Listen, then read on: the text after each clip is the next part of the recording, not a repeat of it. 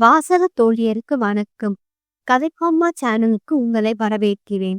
சிறுவயதிலிருந்தே என் கணவரின் நண்பராக இருப்பவர் அவரை காண வீட்டுக்கு வந்திருந்தார். அலுவலக வேலை, விலைவாசி உயர்வு, உடல்நிலை அயர்வு என்று பேச்சு ஓடியது. நான் இடையிடையே நுறுக்கு தீனி, காஃபி என்று கொண்டு வந்து கொடுத்து உபசரித்தேன். பேச்சு எங்கெங்கோ ஓடி இறுதியில் பிள்ளைகள் வளர்ப்பு நடப்பில் வந்து நின்றது. கணவரின் நண்பரின் முகத்தில் லேசாக கருணை குடியேறியது. என் கணவரின் நண்பர் அவர் பிள்ளைகள் பற்றி குறை கூற ஆரம்பித்தார். இந்த கால பிள்ளைகளை பத்தி என்ன சொல்றது என்று ஈர்த்தபடி ஆரம்பித்தவர், இந்த பிள்ளைய பாருங்க, தோளுக்கு மேல வளர்ந்துட்டான் மகன்.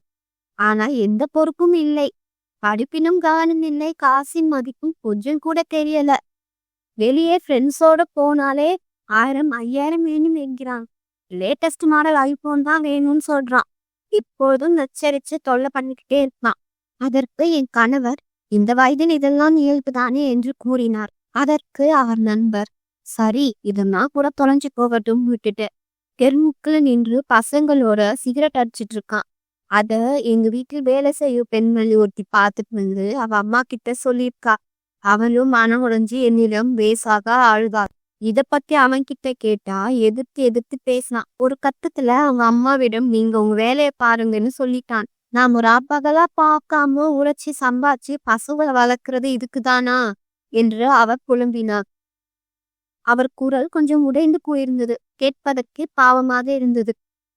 இப்போ சில பசங்க கொஞ்சம் ஓவராத்தான் நடந்துக்கிறாங்க. ஆனா சொல்றது தப்பா எடுத்துக்காக. உன் பையன் இப்படி இருக்கிறதுக்கும் நீயும் ஒரு காரணம் என்றார் என் வீட்டுக்காரர்.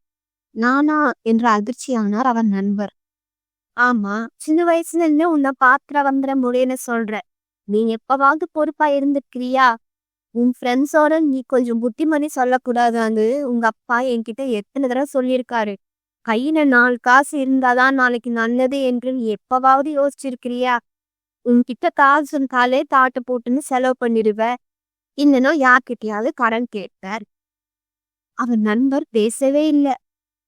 எல்லாத்துக்கும் மேல என் நண்பர்களுடன் வெளியே சென்று பார்ட்டி கொண்டாடியதை பற்றி வீட்லயே பசங்க முன்னாடி பெருமையா பேசியதையும், சிகரெட் வாங்க பெட்டி கடைக்கு அவனே அனுப்பியதையும் நானே பார்த்திருக்கிறேன். உன்னை ஏற்கனவே தவறுன்னு சுட்டியும் காட்டியிருக்கேன். அவர் வருத்த முகத்துடன் அமைதியாகவே இருந்தார். மன்னிச்சுக்க, உன்னை குட்டி காட்டுறது என் நோக்கம் இல்லை. ஆனால் நம்மளை பார்த்துதான் நம்ம பிள்ளைங்க கத்துக்கிறாங்க, நம்மைத்தால் பிரதிபலிக்கிறாங்க. கவலைப்படாதே, நான் அவனிடம் பொறுமையாக பேசி புத்திமதி சொல்றேன். எல்லாம் சரியாகிடும், கவலைப்படாத என்று என் கணவர் கூறினார். அவர் சொன்னது ரொம்பவும் சரி என்று தோன்றியது எனக்கு. உங்களுக்கு இந்த கதை உங்களுக்கு பிடித்திருந்தால் லைக், ஷேர், கமெண்ட் செய்யுங்கள். நன்றி.